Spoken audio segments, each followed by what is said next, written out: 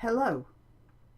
Well, we've all seen those videos of professors and principals in various colleges trying to negotiate with students who are screaming in their faces.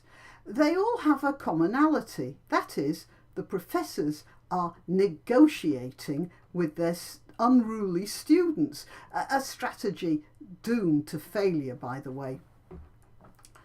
And they're negotiating not because they're victims of their students, but because they're victims of the very same overarching idea as that held by their students. That is, we are all supposed to feel good about ourselves. And since the exercise of authority makes people feel bad about themselves, it's a big no. There's a lot on the internet blaming Marxist professors for this nonsense, and frequent quoting of Rudi Dutschke's famous line, "The long march through the institutions." But look, you can't go on a long march if you don't have the ground to walk on. The Marxist professors who dominate the liberal arts lecture theatres influence their students only by consent of the students themselves. They're hardly tied down to their seats, and they embrace these ideas very readily. I'm talking almost exclusively about middle-class kids, by the way, who are supposed to be at university to learn to think independently, but instead dive straight into a huge bucket filled with the warm goo of Marxist fudge. I understand that everyone likes to feel they're a part of a greater good, a shared experience, religion, concerts, football games, or whatever floats your boat for your regular fix of groupthink. And to someone who has very little experience of real life, like a teenage student, Marxism is a paradise of reassuring groupthink.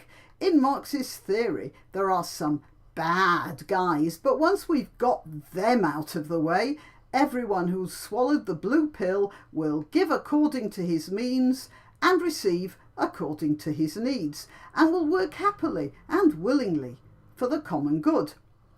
For kids who've just left home and suddenly realise it's a big, frightening world out there, the group is a refuge. And listening to lectures that say Marxism not only gives you an in-group, but it also reassures you that you're a good person, a worthy person, a person who is going to build a brave new world, well, this is intoxicatingly seductive. And these middle-class students are so addicted to their need for confirmation of their self-worth that they're willing to ditch history, literature, even biology to maintain this illusion for themselves. I don't see how this can all be the fault of the professors.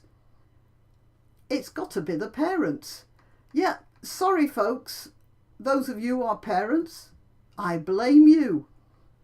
Perhaps it started with the deluge of books in the 1950s, which were eagerly gobbled up by the new parents about how best to bring up children, all written by experts, and with a few minor variations all saying the same thing.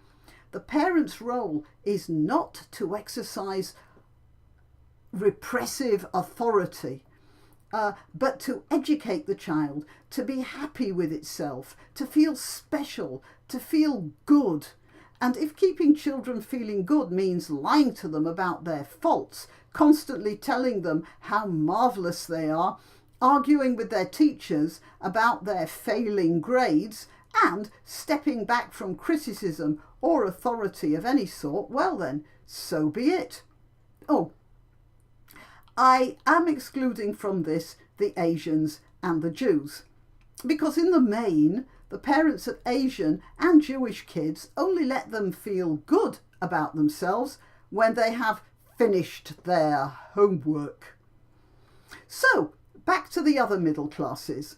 where a couple of generations down the line from Dr. Spock and his ilk, children have grown up under the tutelage of parents who couldn't give them a definition of right and wrong because they no longer know it themselves, or don't feel confident enough to say it at any rate. These kids have grown up without the slightest idea that they may not have all the answers, because good is all they have ever been told to feel about themselves.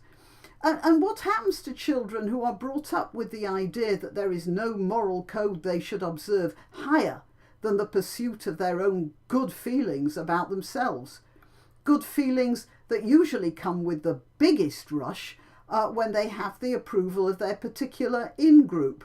Well, in the absence of a moral code, they have to make one up, and that's just what they do.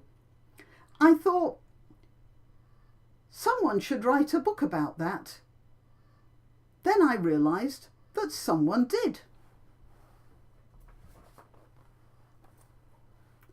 And this is the moral code that's going on in many American universities right now.